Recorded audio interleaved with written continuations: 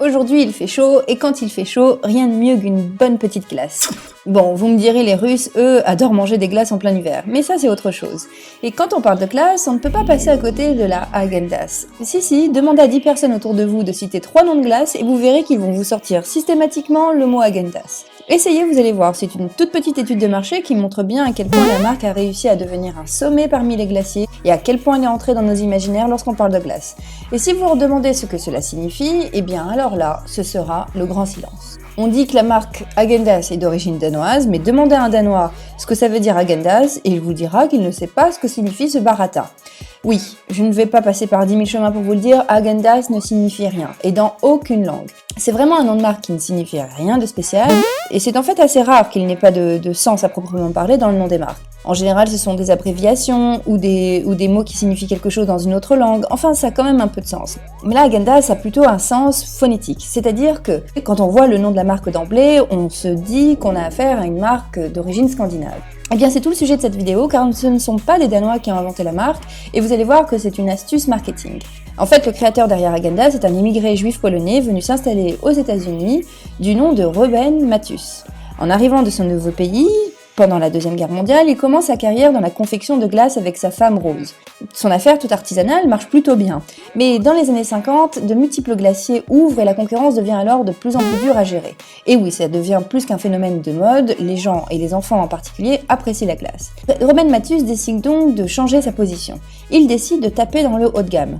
De plus, le marketing commence à prendre forme à cette époque et il montre l'impact qu'il peut avoir à cette époque de la publicité naissante. Du coup, il se dit que lui aussi va se servir du marketing et de la pub pour promouvoir ses glaces. Pour cela, il se crée un packaging de luxe. Je vous précise qu'à l'époque, les glaces étaient servies dans des petits pots qui ressemblaient à ça. Et avec ce nouvel emballage et ce nouvel positionnement, il crée officiellement la marque Häagen-Dazs en 1961 dans le Bronx. Alors ici, il y a plusieurs coups de génie marketing. La première chose, c'est qu'il va se positionner dans un segment encore non exploité. Et oui, vous connaissez bien l'image du marchand de glace qui arrive dans une rue et tous les enfants se ruent dessus pour prendre des glaces.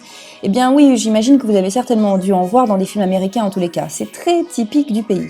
Eh bien voilà, les glaces, en fait, étaient généralement bon marché et surtout, elles étaient destinées aux enfants. Et là, le coup de génie, c'est donc simplement de créer une glace qui serait destinée non pas aux enfants, mais aux adultes. Häagen-Dazs est donc la première marque de crème glacée qui cherche à viser spécifiquement les adultes. D'ailleurs, pour se distinguer du fait qu'il se destine aux enfants, lorsqu'il lance Häagen-Dazs, on ne va pas trouver des goûts faits pour les enfants comme le goût fraise et le goût pistache par exemple. Il va plutôt servir 3 saveurs de glace qui sont très recherchées par les adultes. On peut citer par exemple typiquement le café, la vanille et le chocolat. Les ingrédients sont donc sélectionnés avec soin. Et par exemple, le goût café n'était pas trouvé dans les marchands de glace pour enfants, c'est QFD. À ce stade donc, il a un bon produit et un bon marché. Reste plus qu'à trouver un nom qui claque sa race. C'est là qu'il fait une sorte d'association d'idées de type crème glacée, glace, froid, pays scandinave. Il cherche donc un nom qui sonne scandinave pour que le consommateur américain sache qu'il a affaire à un produit de Scandinavie authentique. Oui, car même si la glace ou la gelato existe depuis l'Antiquité, qu'on en trouvait en Chine ou en Rome, c'est surtout en Italie que le savoir-faire s'est solidifié lors de ces dernières décennies.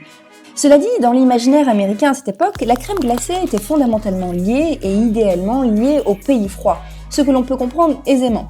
D'ailleurs, c'est ce qui explique pourquoi on trouve très souvent des ours polaires, des pingouins ou d'autres animaux vivants dans des pays froids sur les emballages des Esquimaux.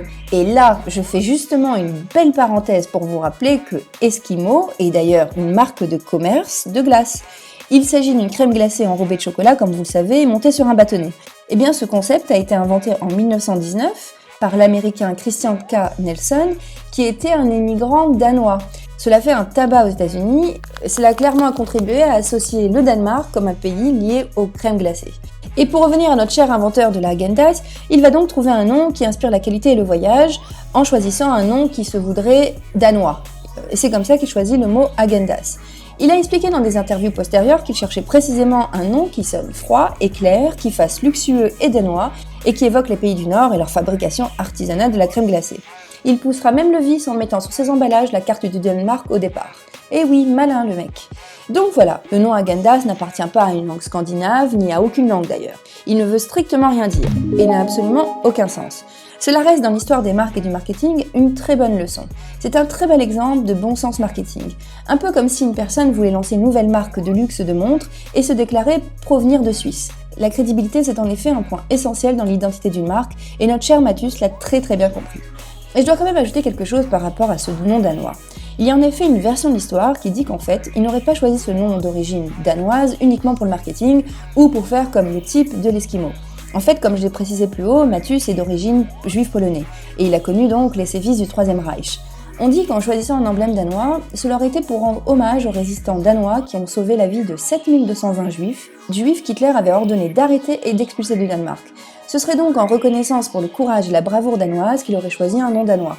C'est là aussi une version très probable de l'histoire. L'ironie du sort, c'est que le premier pays où Häagen-Dazs va s'installer, c'est l'Allemagne, en 1971. Et oui, leur fille Doris va reprendre la main de la boutique. Et elle va gérer ça d'une main de fer. Elle comprend tout de suite le potentiel de la marque Häagen-Dazs dans le reste du monde et commence à ouvrir des premières boutiques franchisées un peu partout.